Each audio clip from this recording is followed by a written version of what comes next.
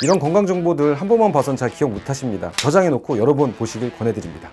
위장 질환과 스트레스는 관련이 있나요? 네, 위장 질환하고 스트레스 굉장히 밀접한데요. 2000년대 초반부터 지금까지도 뇌장축이라는 말을 많이 써요. 브레인 거트 엑시스라고 하는데, 뇌와 장은 한 2000여 개의 어떤 신경 다발로 연결이 되어 있기 때문에 뇌와 장이 아주 밀접하게 관련이 있다, 이런 개념인데, 그래서 장을 제2의 뇌다 이렇게 표현하는 경우도 많이 있어요. 그렇기 때문에 이 뇌가 장하고 굉장히 밀접한 관계를 갖는구나. 그러면 스트레스는 과연 뭐냐? 우리 몸은 항상 항상성을 유지하려고 해요. 항상성이라는 거는 이제 호메오스타시스라는 말을 쓰는데, 내가 일정하게 최적화 상태를 유지하려고 하는 거예요. 내 몸이 항상 최적화 상태를 유지하고 싶은데 어떤 자극이 딱 가해져서 이걸 막 망가뜨리려고 하는 거예요. 그래서 항상성에 대한 위협이 가해지면 그걸 지키기 위해서, 스트레스를 빨리 극복을 하기 위해서 신체적인 변화가 막 나타나기 시작해요. 자주 하는 얘기가 산속에서 호랑이를 만난다, 이런 얘기를 자주 하는데, 그런 스트레스 상황에 노출이 되면은 생명 유지의 필수적인 장기에 집중하게 돼요. 심장이 뛴다거나 빨리 도망가야 되니까 막 팔다리 쪽으로 혈액을 막 보내겠죠.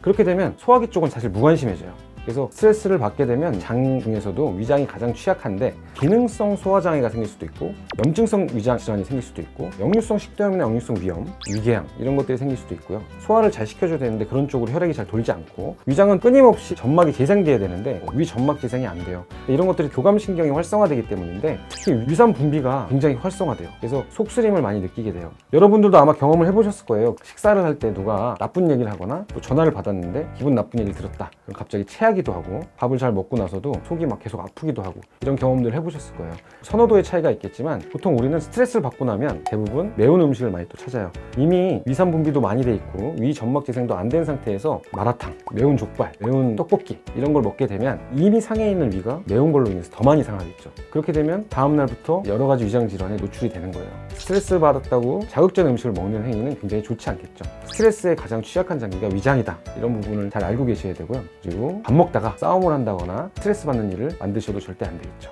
스트레스로 인한 위 질환, 한방에서의 치료 방법은? 한방에서 가장 유명한 이 소화기 처방이 평이산이라는 약이에요. 평이산은 평화롭게 하다, 그 평평할 평자에 위에 할 때 위자를 써서 평이산인데, 스트레스로 인한 위장 질환에는 거기에 좀 약재를 추가해서 향사평이산이라는 약을 써요. 저희가 진료를 할 때도 이분은 단순히 체했다 그러면 평이산 같은 걸 주기도 하고, 스트레스 받는 일이 있어서 그 다음에 체했다 그러면 향사평이산을 주는 거예요. 스트레스로 인한 위장 질환에 다른 처방을 쓴다. 그리고 이분이 스트레스로 인해서 질환이 생겼을 때 진정제나 항우울제 같은 걸 조금 섞어서 약을 처방하면 한 번에 개선되는 경우도 많이 있어요. 저희 리브 건강 채널에 나오는 처방들은 대개가 다 약국에서 구할 수 있거나 손쉽게 구하기가 쉬운 약들을 소개해드리고 있어서, 지금 말씀드린 평이산, 향사평이산 이런 것들도 약국에서 구매가 가능한 처방들이고요. 그래서 여러분들이 스트레스로 인해서 좀 힘들거나 하면은 가서 약을 구매해서 드시는 것도 방법입니다. 물론 장기적으로 스트레스를 받아서 위장 질환이 생긴 경우는 병의원이나 한의원 같은 곳에 가서 직접 진료를 받으시는 게 당연히 더 효과가 좋겠죠.